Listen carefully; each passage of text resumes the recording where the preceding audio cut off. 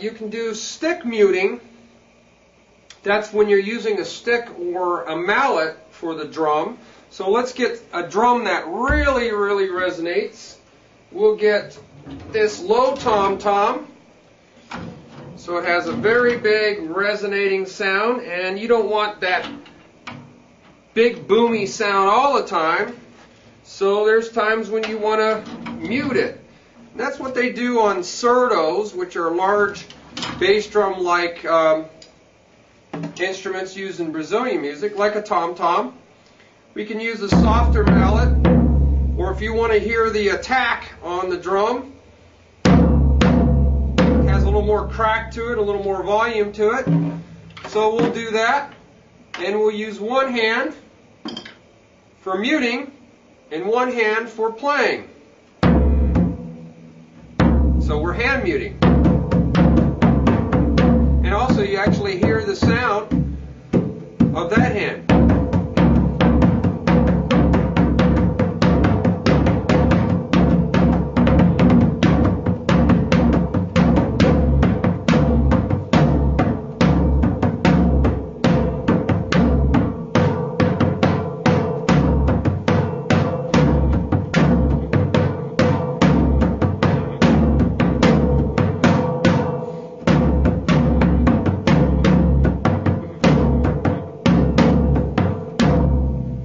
I'm doing some hand muting. You can do what's called stick muting too. Works better when you have a felt mallet, because what you can do is use this. That's when you're using two sticks and you want one of these mallets to mute the other mallet. See, I'm pressing down. Usually use my finger to kind of help press down.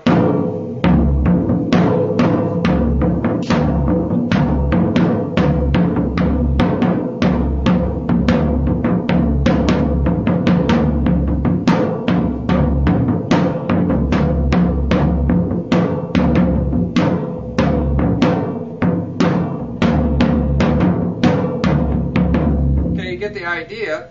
You can actually do dead sticking where you press with the same hand that you're playing.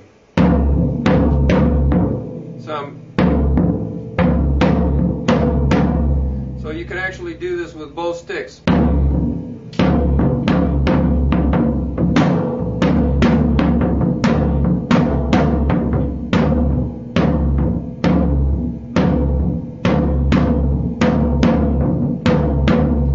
Press with the other stick myself, but sometimes you have to do dead sticking on, say, a cowbell that rings a lot.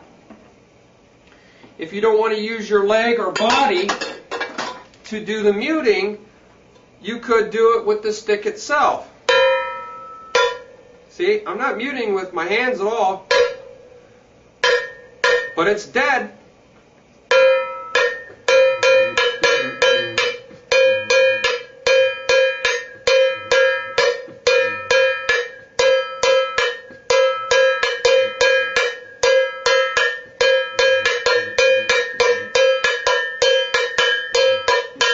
So it's kind of tricky, but it's a technique to do some kind of funky muting.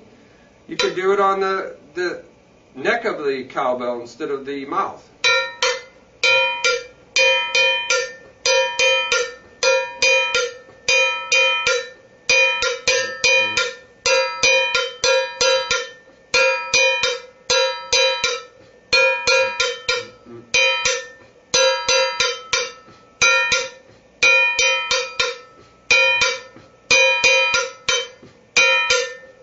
Notice I am pressing with my finger to help get control of that muted sound.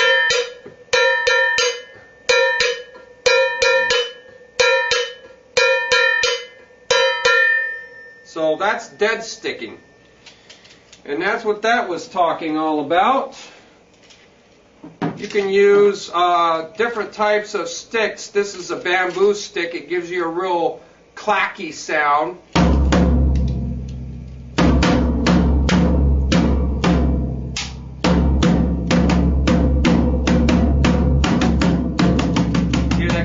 Sound.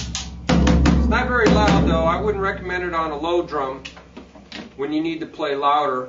You can also play really thin sticks, and I wouldn't recommend those on a drum that could be cut up by these sharp edges. It has a real wacky sound too.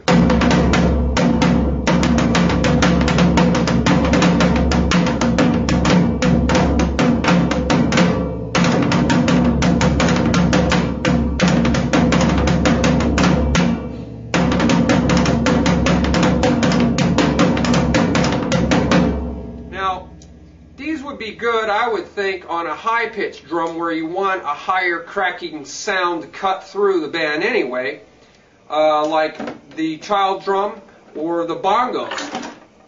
But on a low drum, I prefer a beater, for more crack, a softer sound, mallet, and there's some big thick sticks. I would go thicker than this, but that'll give you that crack as well. Alrighty, so that kind of nails that down.